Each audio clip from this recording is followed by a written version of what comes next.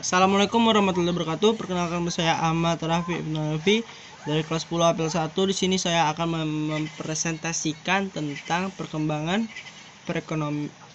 politik dan perekonomian bangsa Indonesia pada masa reformasi. Reformasi adalah perubahan terhadap suatu sistem yang telah ada pada suatu masa. Reformasi lahir setelah negara kita ini mengalami krisis yang melanda berbagai aspek, mulai dari kehidupan, ekonomi, politik, hukum, kepercayaan, dan yang parahnya lagi adalah krisis kebutuhan pokok.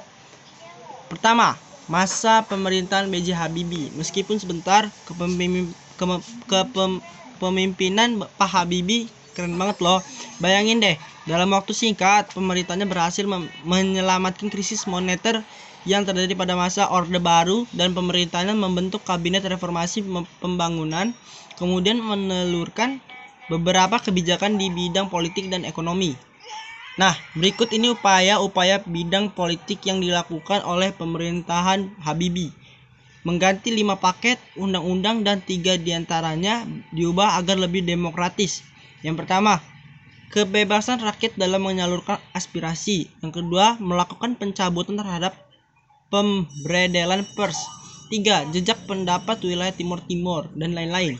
Selain upaya dan bidang politik, ada juga upaya yang dilakukan dalam bidang ekonomi, di antaranya. Yang pertama, mereka rekapitulasi perbankan dan menurunkan inflasi. 2.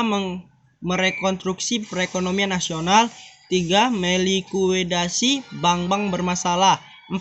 Membentuk badan penyehatan perbankan nasional dan lain-lain. 2. Masa pemerintahan Kiai Haji Abdurrahman Wahid atau dikenal Gus Dur.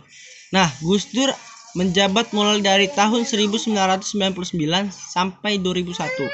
Terpilihnya Gus Dur sebagai presiden tidak terlepas loh dari peran MPR yang pada saat itu menolak laporan pertanggungjawaban Presiden Habibie.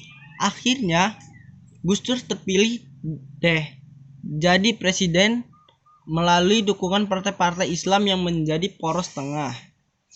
Sedangkan wakilnya dimenangkan oleh Megawati Soekarno Putri yang berhasil mengalahkan Hamzah Has, kemudian dilantik pada 21 Oktober 1999.